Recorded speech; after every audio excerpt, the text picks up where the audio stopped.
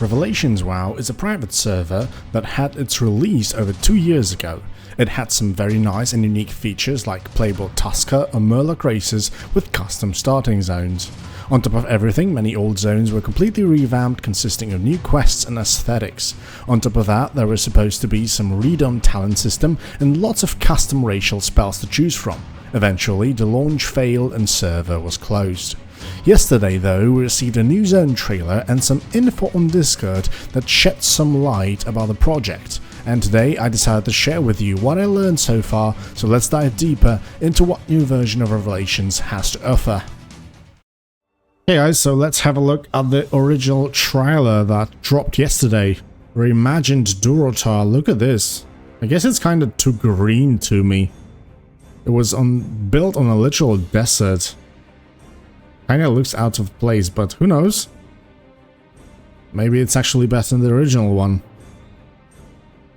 We'll see, we'll have to see. Reimagined Gold Share, look at this. This place now looks like a literal town. So many buildings.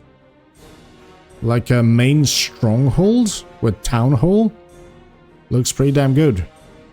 Reimagined Capital Stormwind as well. Look at this trade district. Looks so much better. Oh, the keep kind of looks similar. But you know guys, let's stop for a little bit in here, because I see that so far they took the route of like remaking the zones.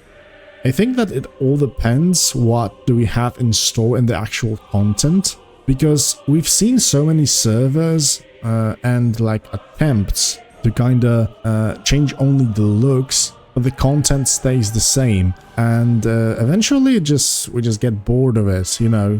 It looks pretty for like an hour or two, a day or two, but then if there's nothing new to do there, there's like literally no point in just remaking the looks of stuff.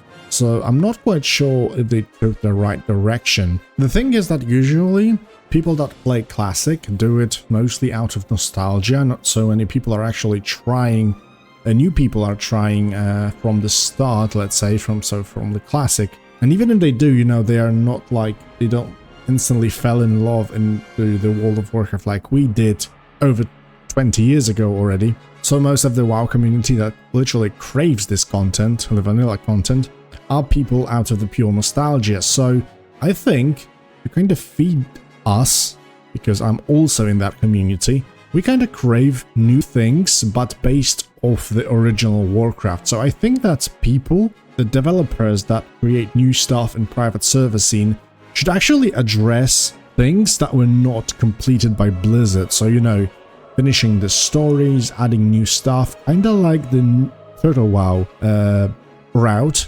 where they just added slight changes to the original zones, and they expanded things that Blizzard didn't finish. So I think things like Revelation WoW should focus on, I don't know, zones like Oldham, which were not really touched by anyone yet, Harrison Crypts, Gilneas, for example. There were many, Quel'Thalas, there were many things that were not finished, Grim Patrol that were not finished by Blizzard, and there's actually so much space for creativity. And I think that the WoW community would love it. Hyjal, for example, also, and the WoW community would love it. So ultimately, I think that Turtle WoW is the perfect route to take, especially that now they also announced the Unreal 5 engine. So eventually, I think it will satisfy both sides. So like, you know, OG fans that only stick to the Classic, they will still be satisfied because the changes are not so big, you know. They just added custom stuff that you can explore a little bit and things like that. Extra dungeon here and there, but also with new exciting packaging from Unreal 5. And also the other side that kinda craves the changes, but not to a point where it completely changes our beloved game like the Season Discovery did, where it turned eventually more into retail rather than the Classic WoW. So the threshold is really thin, and to make a big success out of it, you really have to hit that perfect spot in the community. So but yeah, we're kind of off topic in here, so let's carry on with watching. But it does kind of look cool, I have to admit it. Oh, 1,000 Needles, look at this. This kind of looks very nice. Ashen Veil as well. I wonder if the content has been changed. I think so, because the looks of it, the whole aesthetic thing is completely different, so they also had to adjust like quests and things like that. I hope so, at least. Kinda looks like it. Silithus. I mean, the assets are just taken from the Wrath client. The other zones looked pretty cool. The Silithus kind of looks out of place, a little bit like Orgrimmar in the beginning of the video. I don't know. Just this is like what I was talking about in a while ago, where the change is a little bit too much. You know, we don't mind where, for example, things like Desolus, some bloom happens over there and things like that, but this, I know in Silithus there were some crystals already and stuff like that, but I think it kind of got out of hand.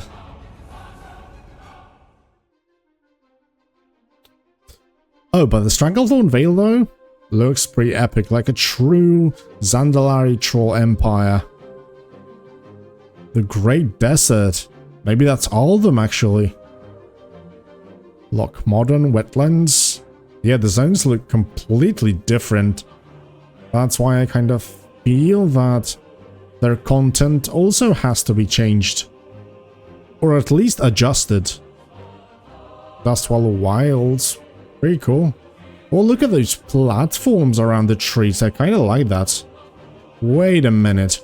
Our work is in honor of the rich legacy and timeless memories that the original World of Warcraft has brought to countless adventurers around the world. The vast immersive world of Azeroth, with its intricate lore, captivating landscapes, and unforgettable characters, has been a source of joy, camaraderie, and epic tales for many. This video is a showcase, but also tribute to the initial vision and passion that breathed life into the World of Warcraft classic zones, preserving the essence of what made Vanilla WoW an unparalleled experience. We honor the creative minds and dedicated developers whose groundbreaking work laid the foundation for our beloved game.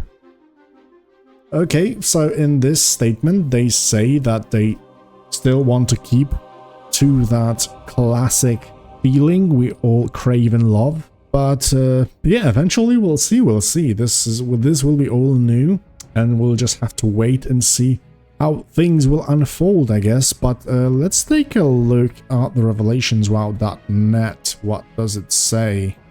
What do we have here? Discover a multitude of new spells and abilities. Let's have a look. Over 50 new racials to choose from, every class having some form of changes, dungeons and raids, boss spell scripts being reworked, and much more. Well, it's difficult to go into detail and spoil everything we have and doing much with spells. Sub-faction systems such as the likes of Skyrim that will allow to have faction-specific spells to alter your gameplay. I don't know. I'm not quite sure about this.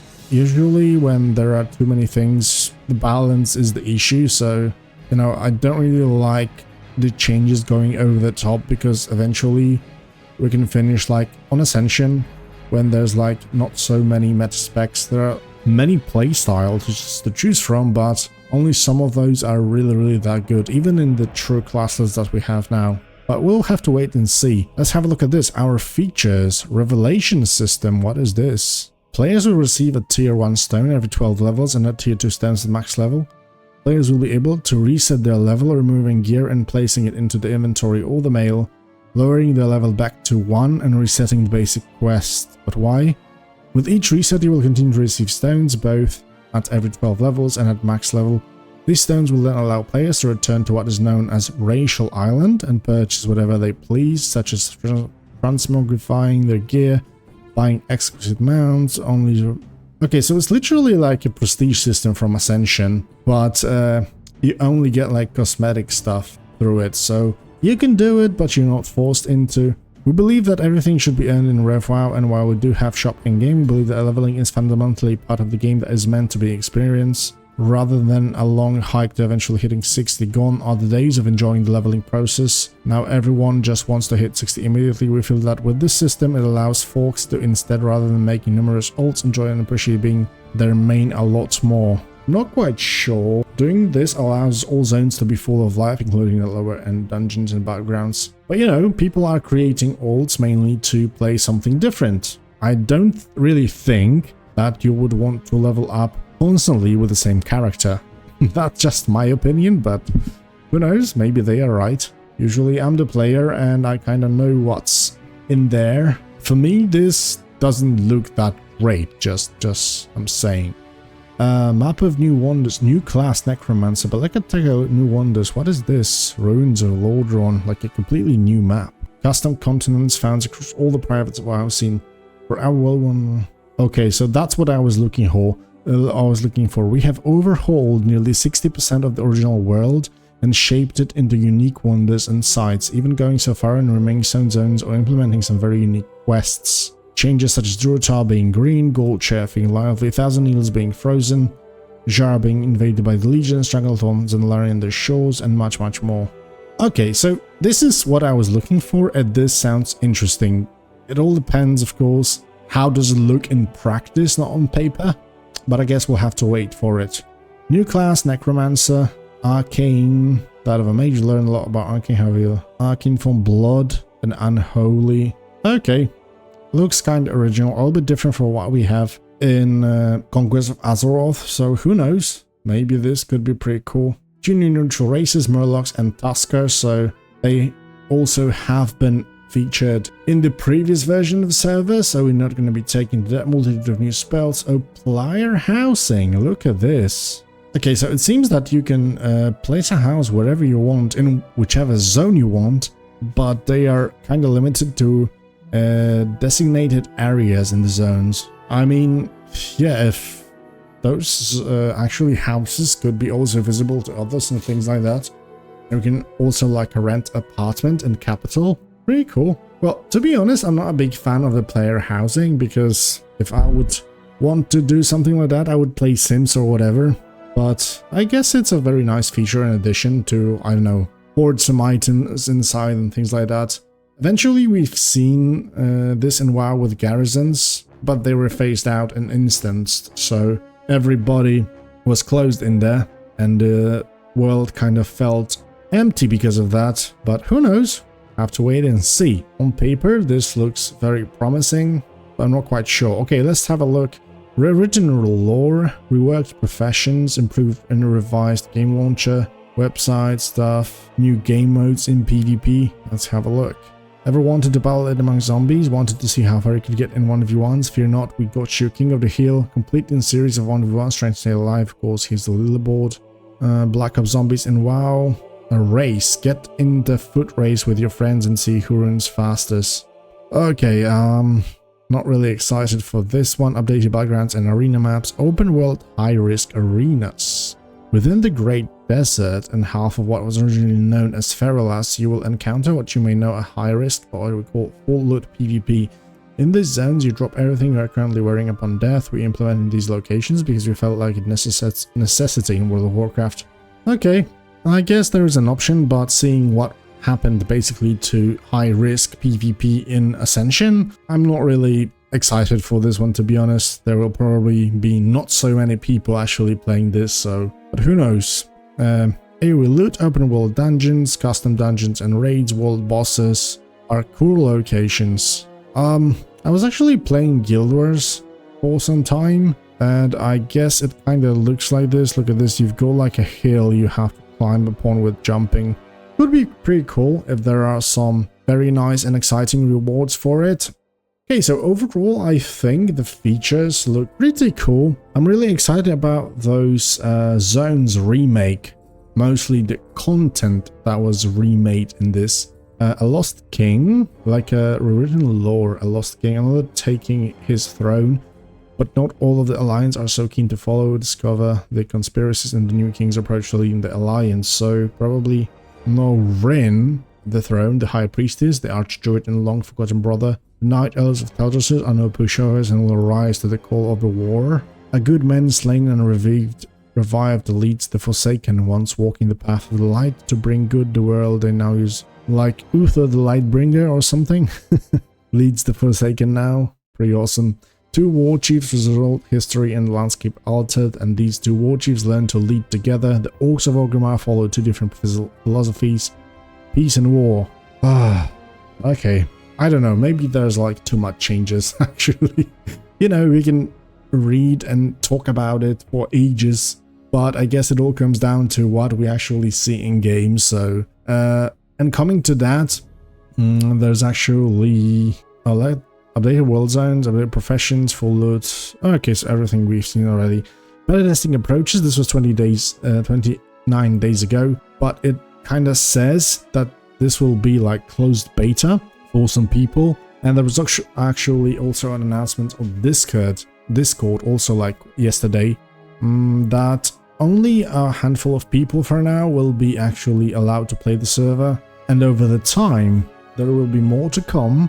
And basically all the progress that they get for playing will never be wiped. There will be, of course, some changes in talents. For example, they can like completely reset your tree or completely redesign a zone or something, but you will keep your character and your progress. And for official release, they say that they will just create a new server where everybody can start from scratch. But if you were playing up until this point on the other server, you can still stay there and play further. So it's kind of like an open beta for the moment, with an advertisement with the word of mouth. But who knows, we'll see. I will try to actually get in. Let me know, guys, if you would be excited to see what does the Revelation WoW has in store, especially during that testing phases.